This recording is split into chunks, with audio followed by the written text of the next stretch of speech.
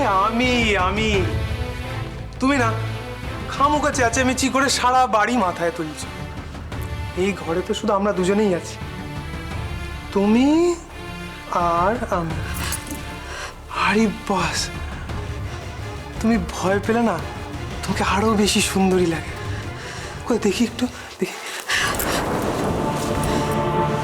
আমার অনুমতি ছাড়া আপনি আমার ঘরে কি করছেন? আরে খনা, তোমাকে না বুঝিয়ে পারি না। আমাকে ওই আপনি আগে টাগে এসব না করে তুমি করে বলো না।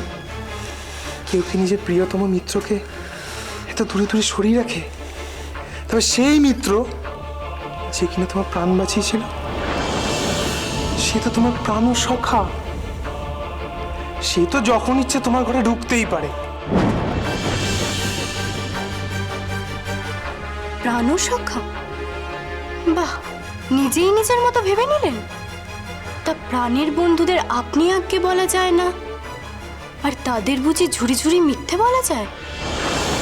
মিথ্যে মানে? কে মিথ্যে বলেছে? আপনি বলেছেন। মিথ্যে কথা বলে চলেছেন আসার পর থেকে। কি কি কি মিথ্যে? আমি সব সত্যিটা জানি যুবরাজ সূর্যকেতু। সেদিন বনে অসুস্থ হয়ে যাওয়ার পর আমার সঙ্গে কি হয়েছে সব স্পষ্টভাবে মনে পড়ে গেছে আমার। আর কোনো ধোঁয়াশা নেই।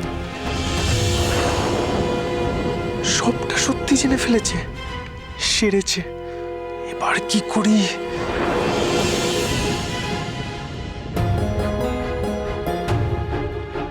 এবার কি করবেন সেটাই নিশ্চয়ই ভাবছেন আপনি।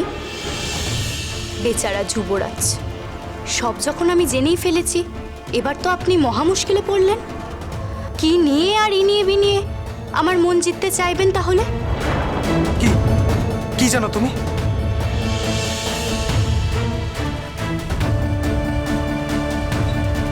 এটাই যে সেদিন বনে মিহির আমাকে উদ্ধার করেছিল।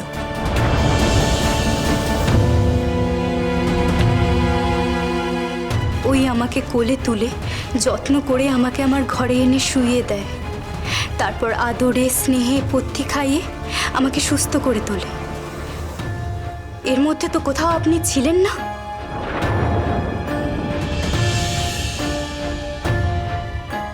খনার কাহিনী সোম থেকে শনি সন্ধ্যে 7:30টায় আকাশ আট ও প্ল্যাটফর্ম 8-এ।